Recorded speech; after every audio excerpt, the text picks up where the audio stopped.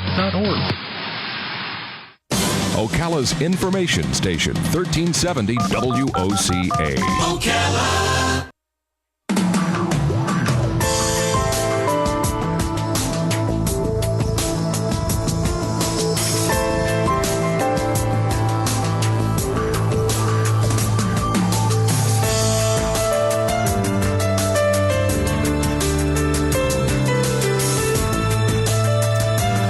All right, 25 minutes before 11 o'clock. Thank you for tuning in. Did you ever wish you could fly? Yes, I always wished I could fly. I remember as a kid. I remember as a kid. Hey, Bob. Good morning. I remember as a kid saying to one of my friends, "Gosh, I wish I could fly." I don't know if I was thinking about Superman or whatever. And somebody said, "Well, if God wanted you to fly, he would have given you feathers. He would have given you wings." And then we would say, "Yeah, but we got airplanes." And then they would say, "Yeah, but you don't fly. The airplane flies. You get in the thing that flies, but you don't fly." And it got into this very deep conversation about we have what we have because we're meant to do what we're meant to do, and it's very philosophical. And then you think about, well, what happens to spirits when they die? Where's the person? Mm-hmm. You know, where's my dog? Where did my dog go when she died? Was that all there was to it? And is that all there was to anybody who died? It's hard to know the answers to it. And what's harder is to understand, well, if there is life after death, what is it like for those people, and why are they separated from us? Why do they leave their bodies and then suddenly no longer have conversations with us, that kind of thing? And then, of course, you'll have people who say, well, they do.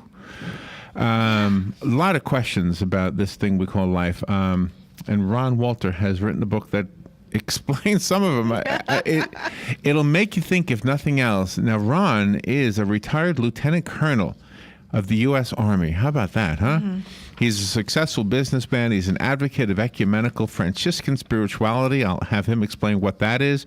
He's a commentator, a guest speaker with expertise in human spirituality, business management, and military leadership. He had chemotherapy in the winter of 2012 and 2013, so he had his own close call with mortality. The book, very fascinating, deep thinking book. It's called Theory of Everything, Franciscan Faith and Reason. Ron Walter. Good morning, Ron. Good morning. How are you, Larry? I'm okay. Where are you calling from? I'm calling from Scottsdale, Arizona. This is our basically our winter home, although we haven't left yet for the summer. Oh, okay. Well, thank you for being on the air and getting up early to do this with us. It is a fascinating book and a fascinating look at how philosophers, including yourself, well, thank you for that. Some of the answers. I mean, some of the answers to questions, and it's hard to know what to believe, but at least it gives us a place to start. Maybe that's the best thing I can say. Well, I think for me it was certainly a start point, because these were a lot of thoughts that prior to that chemotherapy incident you mentioned, I hadn't really spent a lot of time thinking about, but it definitely got my attention and caused me, I think, to sit down and try to gather some of my thoughts and hopefully share them with others if it'll be helpful to them. Now, one of the things that comes up every now and then, and this is going to sound really weird, but I'm going to tell you anyway, because this is what came to mind in part of your book. Okay. When my father passed away, he was bald, okay? Mm-hmm. And I was on I did not call a psychic, nor did I seek out a psychic. I do a radio show, however, and so publicists will often pitch books to me. So this lady was pitching a book to me, and she said, by the way, I have another one. It might not be your cup of tea, but if you're interested, okay. If not, I'll understand. And it was a book called Postcards from Heaven. Postcards from Heaven. and I said, well, that's kind of interesting, because just yesterday we had my dad's funeral. Uh-huh. Well, then, long story short, she hooks me up without me asking. She calls her psychic friend, and the psychic friend is on the phone. I don't know her. She doesn't know me. And she's telling me things about my dad, and she's getting a lot of them right. And even the street he lived on, which there's no way.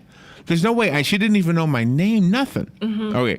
Then she tells me, and here's the part that I thought about with your book. She tells me, your dad is rubbing his hair. Your dad must have had a full head of hair. And I said, no, you got it wrong. This one you got wrong. He had no hair. And she says, well, that's funny, because he's showing me his hair. And I'm thinking, oh, okay, well, I don't know how she knew all the other stuff, but this one she got wrong. I just figured out she's a fake. Mm-hmm.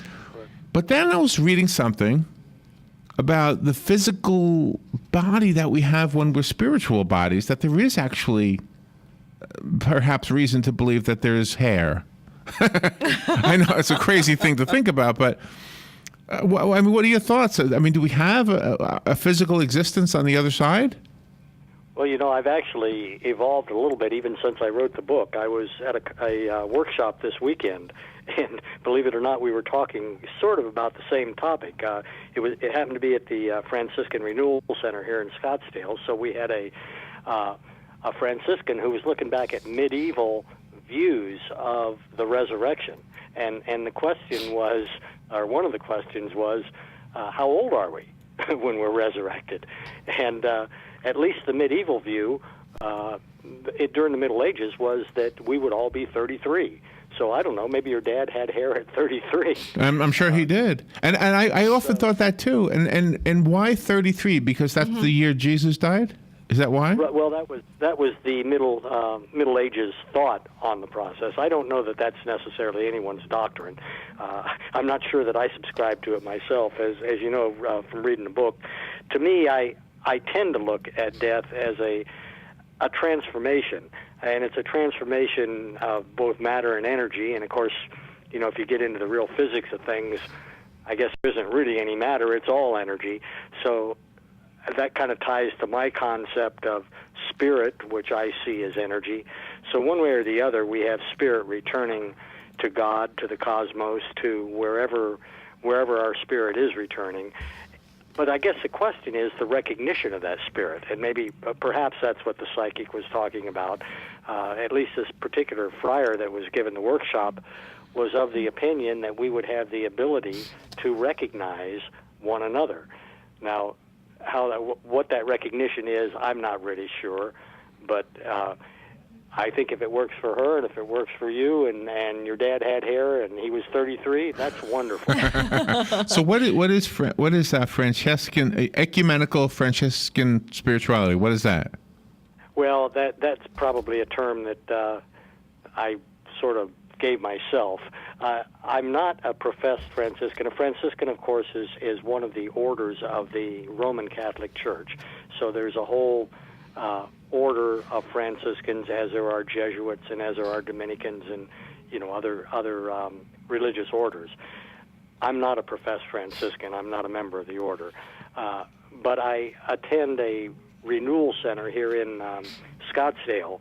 It's called the Franciscan Renewal Center, and it's a home for friars and a place that shares church services and other sacramental services with the Catholic population here in Scottsdale. So I consider, but because again, if you've read my book, you know that I've probably explored a lot of other religious traditions beyond just Roman Catholicism, Christianity in general.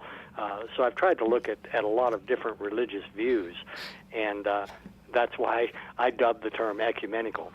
For what it's worth, I find the Franciscans very, very accepting of that, which is probably one of the reasons I'm comfortable in the community that I'm a member of. Well, you bridge the gap between the centuries. You go back and talk about a gentleman I never knew of, Giovanni Fidenzo, and different people across those divides, and very, very insightful in bringing their expressions together. Well, I appreciate that. That was somewhat of a challenge for me. Hardly ever refer to him as Giovanni anymore because, of course, he was known as Saint Bonaventure, and Bonaventure is actually one of the founding fathers of the Franciscan movement. Francis, of course, would be the founder, but Bonaventure was around Francis's time. So he was one of the original leaders of the Franciscan movement when it got started in and around Assisi and began to spread throughout the world. But yes, I did appreciate comparing and contrasting people like Bonaventure, Duns Scotus, and a lot of scholars that I was really unfamiliar with before I started this research. Yeah, I think it was the Bonaventure parts of the book that were intriguing to me in regarding the possibility that our spirit body is, in fact, a body. Yes, and again, this would go back to that Middle Ages view. Bonaventure, as I say, was around Francis' time, So we're speaking primarily of the early 13th century. And so there were, I hope another point that I did make in the book is that the views that we have, I guess the overall, not necessarily the doctrine, but certainly how we view our religiosity, Right. how we view that is going to be tied to, to how we see the world at that time. What is our view of the world? And I think our own, whatever religion we subscribe to, I think we all have our own mini religions within ourselves because of our experiences. I mean, maybe the core of what I believe I've gotten from somewhere else, whether it's from reading a book or hearing a sermon or something. But I think there's a part of me that maybe has slightly different beliefs than somebody else might have, simply because of what I've seen and what I've experienced. I think that's absolutely correct. And I know certainly for me, it's hard to define a, quote, doctrine, I suppose. I see myself as a very spiritual person, but that spirituality speaks to me personally. And my personality is very much affected by what I have experienced. That's the sum of my personality. Right. Well, we need to take a little break, so let's do that right now, and then we'll be right back. You're listening to The Source, WOCA. We are speaking to Ron Walter. He's the author of this very fascinating, deep-thinking book, Theory of Everything, Franciscan Faith and Reason, and we'll be right back. The weather is brought to you by myfwc.com. Safe boating is no accident for today. Clouds and a few intervals of sun, along with a couple of showers and a thunderstorm. Any thunderstorm can produce large hail, to high 83 to 87. Mostly cloudy tonight with a passing shower, lows in the mid to upper 60s. For tomorrow, a shower with thunderstorm in the morning, then some sunshine, high 82 to 86. Wednesday, partly sunny, chance of a shower or thunderstorm along the coast, the high 83 to 87. From the Florida Weather Center, I'm meteorologist Joe Lundberg. Get it for less at the DIY Home Center outlet. Get top quality real wood cabinets the same or less than the big box stores are selling the cheap stuff. And that's not all. Drywall screws big box stores are $6.47 a pound. At DIY, only $4.99. Plus, DIY has the largest selection of mobile home parts and accessories anywhere. From carpet to doors, get the DIY supplies you need for less. The DIY Home Center outlet. We are your building material closeout store. 2191 Northwest 10th Street, just 2 miles east of I-75. Hi, I'm Seth with AA Lock, Dock, and Security. Have you ever thought about the locks or security on your house or business? Have you ever wondered why the keys to your new car cost so much? Well, at AA Lock, Dock, and Security, we can help with securing your valuables. We can even replace those expensive transponder keys. We can give you the knowledge that no one else will. Call AA Lock, Dock, and Security at 867-1965. That's 867-1965. Much like the weather, your life could change at the drop of a hat. Don't be caught unprepared. You don't know what'll happen tomorrow, but no matter what happens, you can make sure that your loved ones are provided for with a life insurance policy from Auto Owners Insurance. Meet with a local independent agent and secure a policy now to rest easy, knowing you're protecting the ones you love. Visit George Mangan Insurance in Ocala today at www.manganinsurance.com. Is your credit headed in the wrong direction? If so, Florida Credit Union can help turn it around. If the signs are reading missing payments, maxing out cards, or borrowing from financing companies, it's time to steer your credit to safety. Pull into a Florida Credit Union today and let us help you map out a personalized credit management plan. Get a free credit report analysis and advice to help you consolidate wisely. A better plan can get you to a better place. Florida Credit Union, connecting your money to your life. Federally insured by the NCUA. Hey, Matt, I know Sunrise Automotive does auto stuff, but I need some tires for my truck. Can you recommend someone? Yes, I can. We do that. No, I mean I need them installed and balanced and all that. Yep, we do that. Well, my son needed his windows tinted. Yep, we do that. I need my too. seat replaced. Yep, we do that too. I need a new roof line and a new spoiler and a new Yep, trunk. we can even do that too. Okay, I get it. I suppose you can also do a radio show too, huh? Well, as a matter of fact, join me every Monday at 10 for auto repair with personal care here on The Source. Of course you do. All right, 10 minutes before 11 o'clock. Thank you for tuning in. Gosh, this is such a great conversation. We're having Ron Walters on the phone. Theory of Everything is his book. And Ron, I want to tell you something that there's so many things about the story of Jesus that I always wondered about. And I don't know if we can just chat about this one for a second. But when Jesus comes back from the dead, and he tells Mary Magdalene, "Don't touch me, I'm not done yet," or something like that. I thought, how would, like some people who say this is just a fictional book or it's a fictional story, how would anybody writing a fictional story back in those days have even contemplated the idea that you wouldn't be ready yet after being resurrected? They would either say, "Here I am, I'm back." That's right. Do you know what I mean? I do. You know, I've thought the same thing, and I wish I had a real straight answer for you, but I've never really figured that one out myself. I do.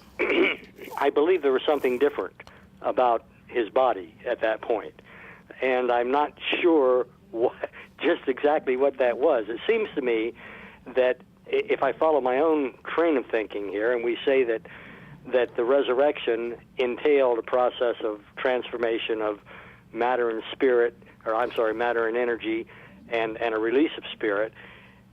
And we look at Christ at that point and say he hadn't quite resurrected, whatever that definition of resurrection is, right, then it would make sense. But I'm with you.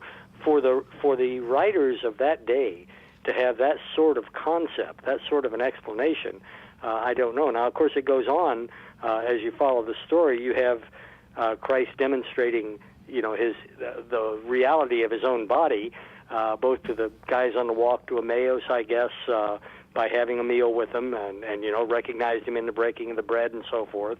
And the same thing with the disciples, with the apostles in the upper room where he says, "Hey, have you got anything to eat?" And they give him fish and he eats, and he says, "Hey, ghosts don't eat, and I got a real body here." Right. So that's always been a little difficult for me. But I think what I believe, and I tried to develop this in what I call my Christological cosmos, for lack of a better term, that if we look at Christ as something more than just Jesus of Nazareth, Jesus of Nazareth as the Christ, the definition of that, I guess, being Messiah, but the Christ is sort of the center and the consummation of the universe is my concept.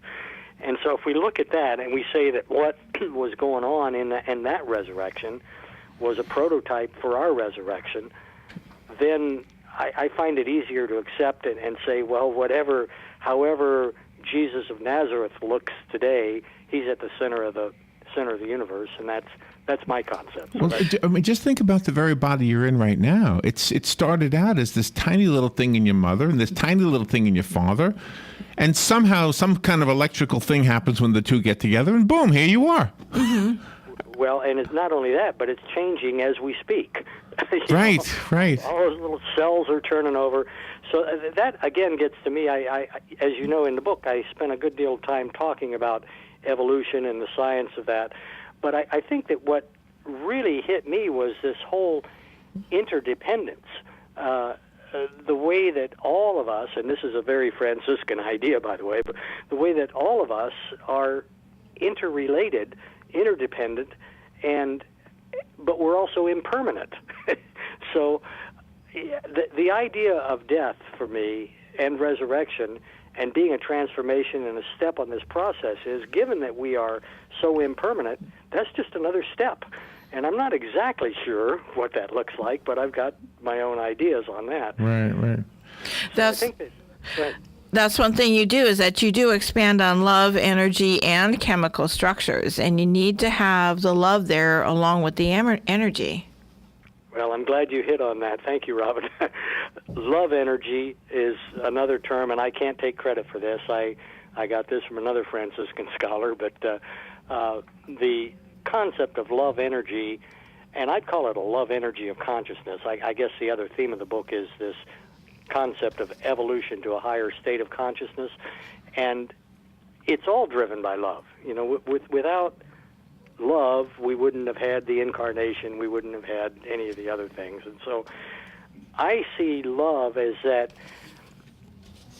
natural tendency to relate.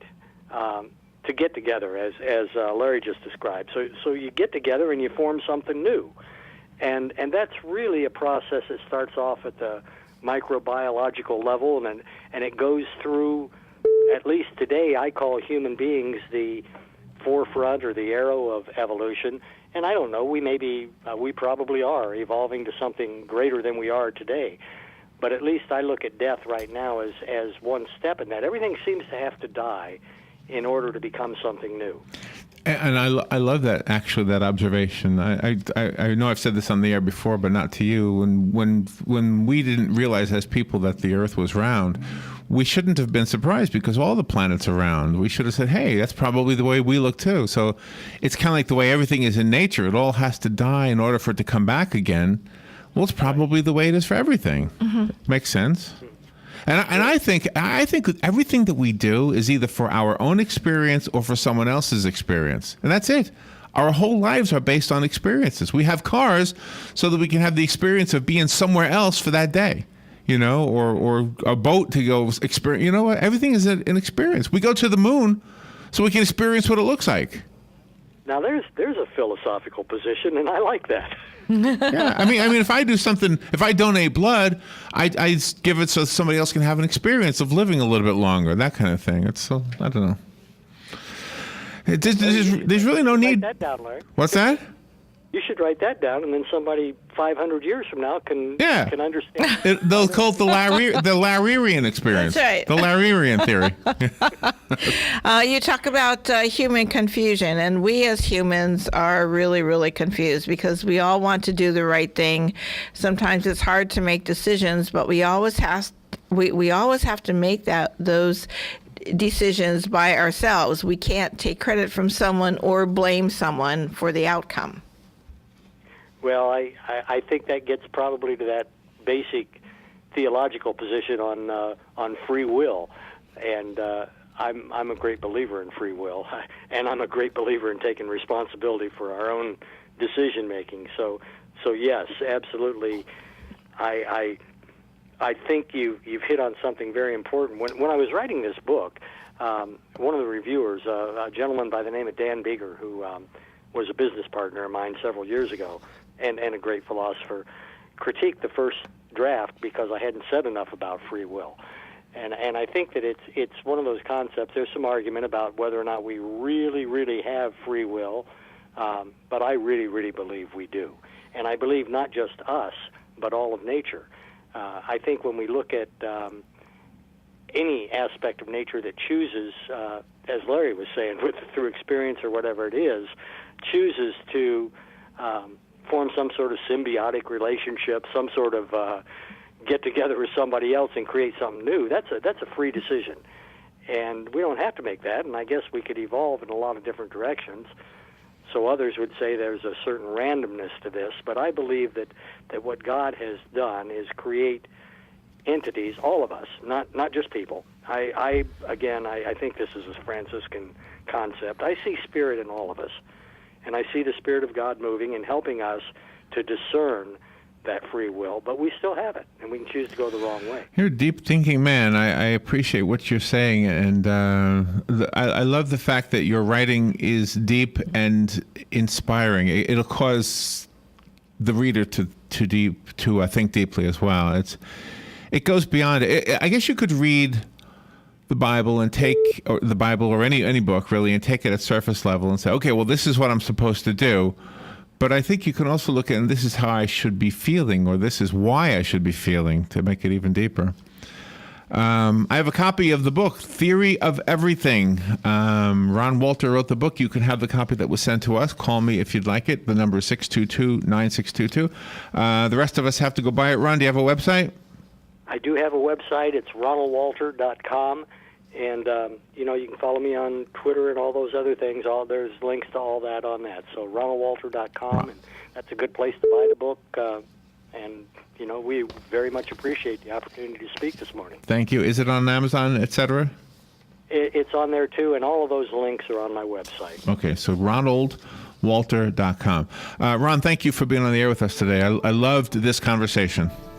Thank you so much, Larry, Robin. Appreciate it. All right, we'll be right back.